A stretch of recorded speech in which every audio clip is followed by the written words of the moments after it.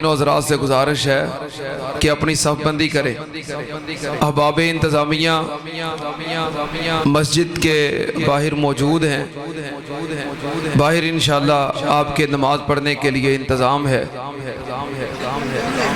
मस्जिद फुल हो गई है, बाहर आपके लिए इंतज़ाम मौजूद है। जहाँ जहाँ जगह मिले वहीं वहीं सफ़बंदी कर ले। नमाज ईद का मसनून तरीक़ा रसूलुल्लाह सल्लल्लाहु अलैहि वसल्लम नमाज ईद पढ़ाते। नमाज ईद उल फितर हो या ईद उल अज़हा, इसका जो मसनून तरीक़ा शरीयत से नबी पाक सल्लल्लाहु अलैहि वसल्लम और सहाबा इकराम से साबित है, वो ये है कि आप 2 रकत नमाज बतौर शुक्राना ये पढ़ाते। पहले नमाज और बाद में खुतबा, ये मसनून है। जुमे का पहले खुतबा होता है और बाद में नमाज होती है, लेकिन ईद में मसनून ये अमल है कि पहले ईद की नमाज और बाद में खुतबा। रसूलुल्लाह सल्लल्लाहु अलैहि वसल्लम नमाज ईद 12 तकबीरात ज़ायद के साथ पढ़ाते थे और यही मसनून है और यही अहादीस के अंदर मौजूद है। 12 तकबीरात ज़ायद 2 रकात में। पहली रकत में तकबीर तहरीमा के बाद 7 तकबीरात ज़ायद, फिर सूरह फातिहा और सूरतुल आला। दूसरी रकत में 5 तकबीरात ज़ायद, उसके बाद सूरतुल फातिहा, फिर सूरतुल गाशिया। ये रसूलुल्लाह सल्लल्लाहु अलैहि वसल्लम की सुन्नत है। उसके बाद मुख्तसर खुतबा, ये भी आपकी सुन्नत है और इसको सुनना, इसको समात करना ये भी ज़रूरी है, क्योंकि नमाज ईद की तकमील नमाज और खुतबा दोनों से होती है। सिर्फ नमाज पढ़ लेना और खुतबा ना सुनना, या सिर्फ खुतबा सुनना और नमाज ना पढ़ना, ये तकमील नहीं है, बल्कि तकमील नमाज ईद और खुतबा दोनों से होती है। और उसके बाद रसूलुल्लाह सल्लल्लाहु अलैहि वसल्लम पूरे आलम इस्लाम के लिए खुसूसी दुआ का एहतमाम करते थे। इंशाअल्लाह हमारी नमाज, उसके बाद मुख्तसर खुतबा, फिर खुसूसी दुआ होगी, फिर आप हज़रात सब एक दूसरे को मिलेंगे और फिर जाएंगे। नमाज ईद के लिए आते और जाते हुए रास्ता तब्दील करना ये भी सुन्नत है, और नमाज ईद के बाद एक दूसरे को मिलना और मिलने के लिए जाना ये भी सुन्नत है। तमाम ख़वातीन हज़रात सफ़बंदी कर लें।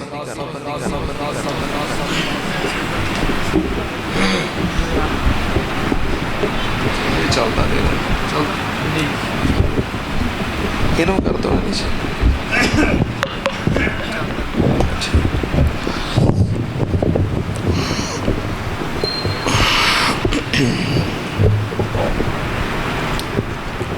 ठीक। अल्लाहु अकबर।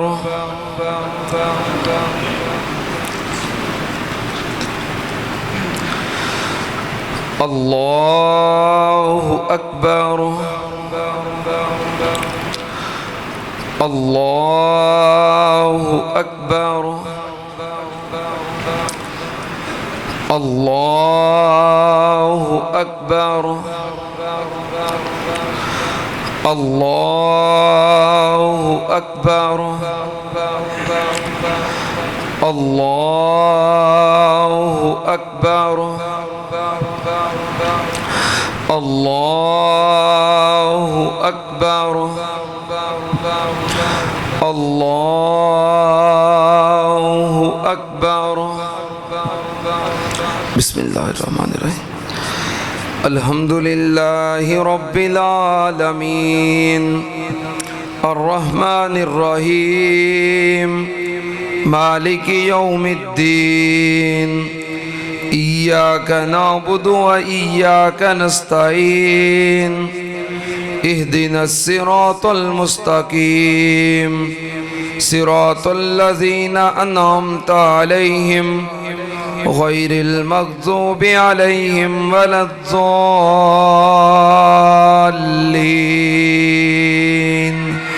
आमीन। बिस्मिल्लाहिर्रहमानिर्रहीम। सब्बिहिस्म रब्बिकल आला الذي خلق فسوى والذي قدر فهدى والذي أخرج المرعى فجعله غثاء أهوى سنقرئك فلا تنسى إلا ما شاء الله إنه يعلم الجهر وما يخفى ونيسرك لليسرى فذكر إن نفعت الذكرى سيذكر من يخشى ويتجنبها الأشقى الذي يصلى النار الكبرى ثم لا يموت فيها ولا يحيا قد أفلح من تزكى وذكر اسم ربه فصلى بل تؤثرون الحياة الدنيا والآخرة خير وأبقى إن هذا لفي الصحف الأولى صحف إبراهيم وموسى. الله أكبر.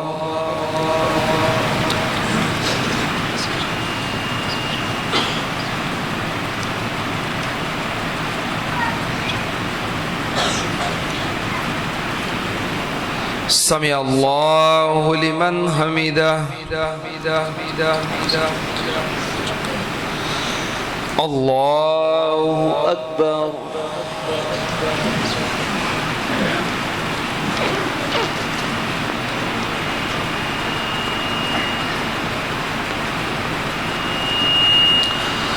الله أكبر. الله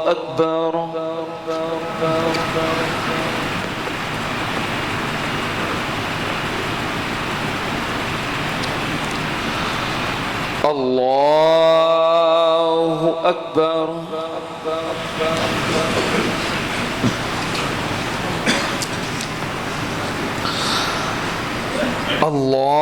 الله أكبر. الله أكبر. الله أكبر. الله أكبر. الله أكبر. الله أكبر. بسم الله الرحمن الرحيم. الحمد لله رب العالمين الرحمن الرحيم مالك يوم الدين إياك نعبد وإياك نستعين اهدنا الصراط المستقيم صراط الذين أنعمت عليهم غير المغضوب عليهم ولا الضالين آمين. بسم الله الرحمن الرحيم.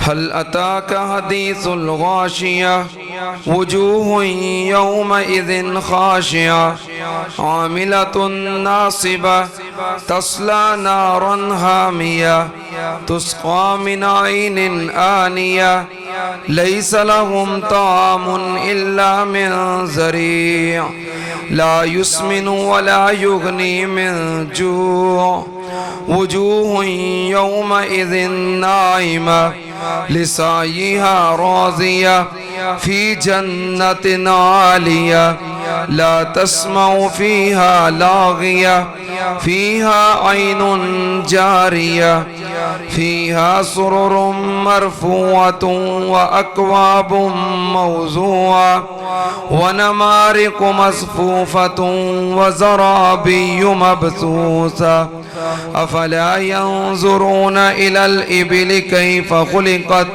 وإلى السماء كيف رفعت وإلى الجبال كيف نصبت وإلى الأرض كيف سطحت فذكر إنما أنت مذكر لست عليهم بمسيطر إلا من تولى وكفر فيعذبه الله العذاب الأكبر إن إلينا إيابهم ثم إن علينا حسابهم. الله أكبر.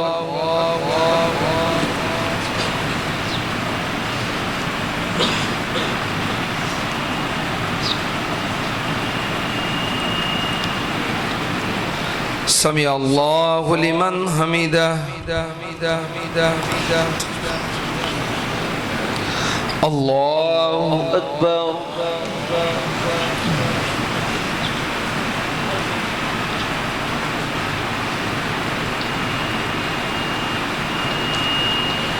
الله أكبر.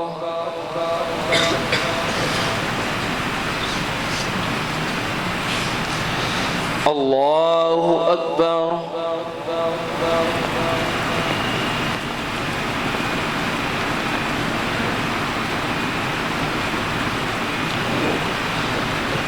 الله أكبر.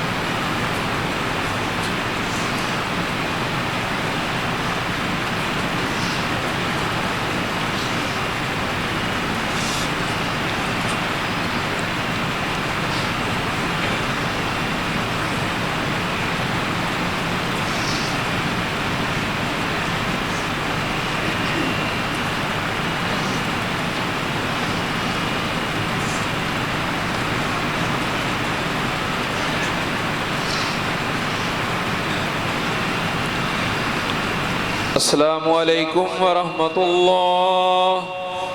السلام عليكم ورحمة الله.